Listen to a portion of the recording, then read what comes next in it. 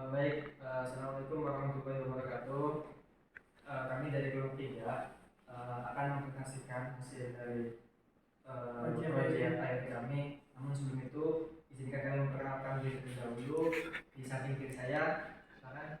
Saya Abdul Salam, NIM 220331. Perkenalkan, nama saya Muhammad Rijal. Perkenalkan, nama saya Dewi Sultan.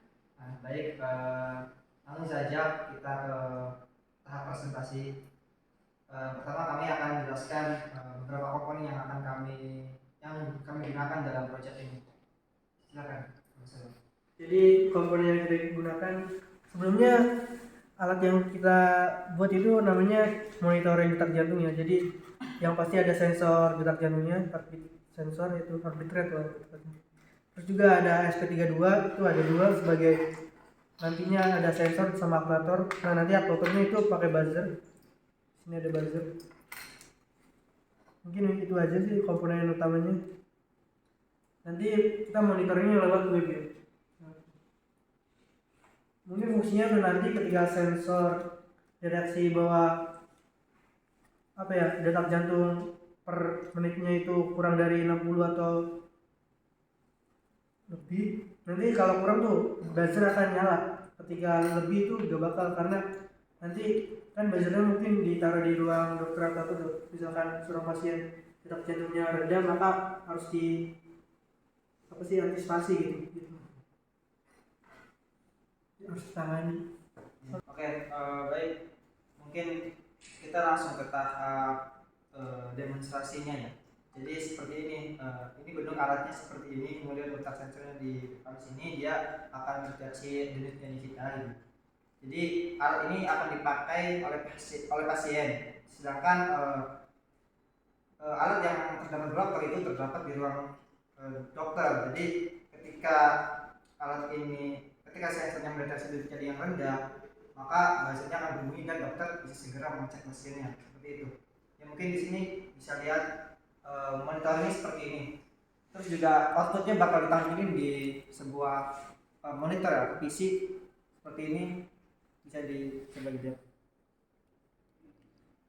Nah, mungkin seperti ini. BPM itu konversi dari pulse nanti yang berapa detik tuh, detak jantungnya berapa kali berdetak setiap menit atau setiap menit. Ya. Nah, pulse dan biasanya berubah setiap waktu sih. Coba kita refresh. Tuh. Nanti itu setiap detiknya berubah, setiap milidetik sih lebih tepatnya. Nah, nanti muncul berapa kali si pulse, nanti itu ada perhitungannya. Jadi setiap lebih dari 520 tuh dia bakal mendeteksi bahwa itu berdetak. Ketika kurang tuh bakal jantung tidak berdetak gitu sih. Ini rada tidak stabil ya, mungkin karena tangannya. Ini berarti 90, jadi detak jantungnya tuh sekitar 90 detak per kali. Iya, berarti stabil, bagus. Iya. Jadi ketika kurang tuh, nanti kurang, bakal buzzer akan nyala ketika BPM 12. Tuh. Buzzer yang terdapat di ruang dokter akan menyala seperti ini. Ketika BPM-nya kurang dari 60 lah. Iya. Kurang sama dengan 60. Ketika BPM-nya kurang dari 60 segitu. Iya. Tuh. Ini kan terdapat BPM-nya kan 12, makanya buzzernya itu bunyi. Ini bisa memudahkan dokter gitu kan, ketika memang memiliki pasien yang memiliki tekanan jantung yang lemah gitu. Jadi bisa dipantau dan secara real time ya, real time seperti itu. Nah, jadi di sini itu ada program masukin database ya. Kita menggunakan Python. Jadi pakai library atau import di PAO kita di klien. Terus ketika dinyalain tuh, nanti datanya bakal masuk. Kita buka terminal.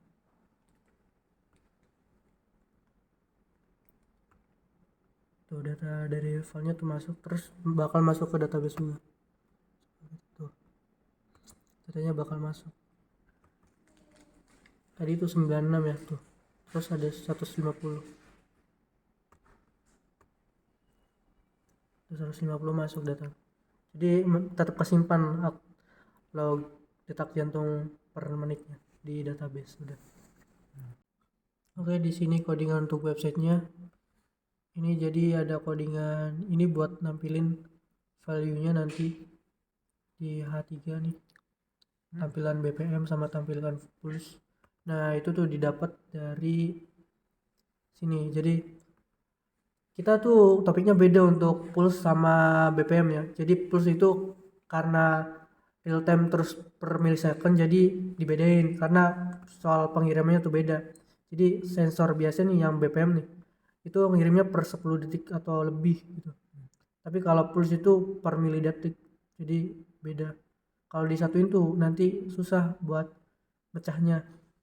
Nah ini kita buat nerimanya itu kita masuk ke kita jadiin string message string nih nanti itu isi dari topiknya, data dari topiknya. Nah jika topiknya itu sensor maka itu masuk ke tampilkan BPM atau value tampilkan BPM, jadi berupa string tadi itu masuk ke tampilkan BPM. Nah jika topiknya itu kelompok 3 sensor 2 maka itu masuknya ke tampilkan pulse isinya gitu. Terus kita panggil aja di ID itu tampilkan BPM, jadi BPM ready tampil di sini, terus pulse-nya tampil ke 2. Nah ini BPM ini pulse, jadi per milisecond kalau ini tuh per 10 detik lebih. Udah, ini untuk codingan subscribe-nya ya, subscribe. Jadi topiknya tuh pakai sensor BPM, nanti ini variabel buff data buat terima dari topik, terus ada BPM buat apa sih message tadi tuh masuk ke BPM berupa integer. Yang tadinya tuh ini buff data nih string kan, nah kita rubah di sini di sini jadi BPM dari buff data tadi yang string terus jadiin integer ke BPM. Nah BPM ini tuh udah jadi integer. Nah jika kurang sama dengan 60 tuh nanti ini program buzzer, si buzzer bakal nyala, terus jika enggak itu buzzer bakal mati. Gitu. Lanjut guys. Yang ini buat klien subscribe, jadi SP yang kedua ini buat subscribe topik ini kelompok 3 sensor yang tadi BPM. Nah udah sih itu. Sekian dari kelompok kami, kurang lebihnya mohon maaf. Wassalamualaikum warahmatullahi wabarakatuh.